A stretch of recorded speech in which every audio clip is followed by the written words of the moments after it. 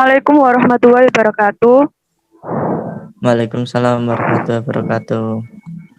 Yang saya hormati Pak Aditya Sindu selaku dosen pengampu mata kuliah farmakognosi. Kami dari kelompok 3 akan mempresentasikan tentang fenugreek yang beranggotakan Angela Wulandari, Faiza Hidayatul Mumtaza, dan Muhammad Adam Firmansyah. Jadi yang pertama, yaitu kita bahas tentang sejarah. Sejarah tentang tanaman fenugreek atau yang disebut tanaman klabet ini itu disebut dengan nama latin Trigonella venum gracem L. Merupakan salah satu tanaman obat tertua yang telah dibudidayakan dan tertulis dalam sejarah yang menunjukkan bahwa terdapat banyak manfaat dalam bagian tumbuhannya, terutama yaitu bagian biji. Yang kedua yaitu definisi. Jadi definisi tanaman fenugreek atau tanaman klabet ini merupakan tumbuhan dari keluarga Fabaceae. Klabet dapat digunakan untuk obat herbal dan sebagai rempah. Dikenal juga dengan nama meti. Tumbuhan ini dibudidayakan secara global sebagai semi-arid crop dan merupakan bumbu umum untuk pembuatan kari atau kare. Yang selanjutnya yaitu sumber geografis. Sumber geografis tanaman fenugreek ini itu berasal dari negara Nepal, India, Pakistan, Bangladesh, Argentina, Mesir, Perancis, Spanyol, Turki, Maroko, dan Cina. Dan pengambil terbesar yaitu dari negara India. Sumber biologis. Biji fenugreek diperoleh dari polong dari tanaman klabet atau fenugreek dengan nama latin Trigonella venum gracem L. Kultivasi dan pengumpulan.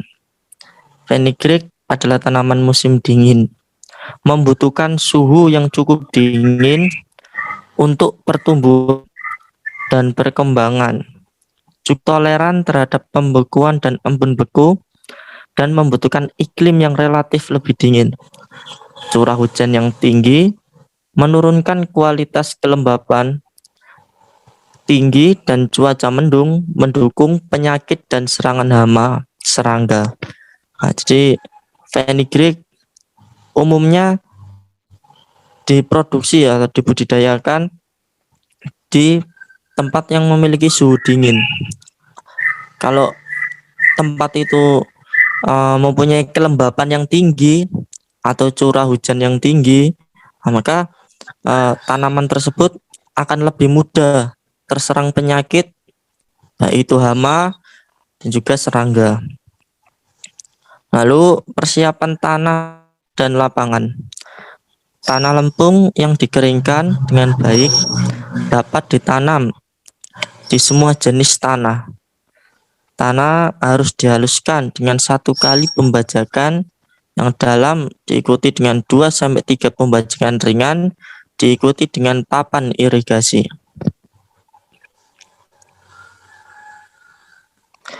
Karakter morfologis. Biji klabet berukuran kecil, panjang sekitar 5 mm, keras dan berwarna kuning kecoklatan, dan dapat bervariasi. Memiliki garis rhombodial yang sangat khas. Hampir di tengah salah satu sisinya yang panjang dan sempit terdapat bagian kecil di mana hilum dan mikrofil berada. Terlihat jelas seperti titik berwarna putih. Bagian ini kemudian berlanjut dalam bentuk alur dan berjalan secara diagonal di bagian lobus. Di bagian lobus yang tidak sama, jika biji dipotong dengan arah melintang ke sisi di mana hilus berada, maka akan ditemukan bahwa lobus yang lebih besar berisi 2 kotiledon.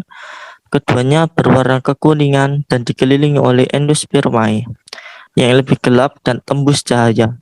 yang memisahkan antara radikula dengan kotilodon. Ketika direndam dalam air, endospermae akan mengembang dan menghasilkan lendir ke cairan sekitarnya. Kandungan kimia pada fenugreek: protein, asam amino, saponin, kumarin, phenylglycine, asam nikotinat, asam fitik, skopolotin, trigonelin. Kegunaan fenugreek: 1.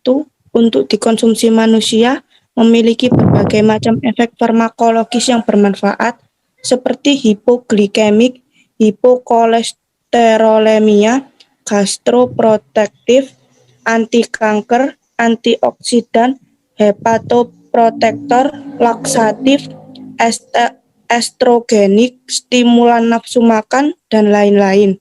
2. Untuk bumbu masakan, digunakan untuk pembuatan pickles, serbuk kari dan pasta kari, dan kelapet sering kali dikaitkan dengan masakan dari India. 3. Untuk laktasi atau ASI, karena biji kelabet dipercaya dapat meningkatkan produksi ASI.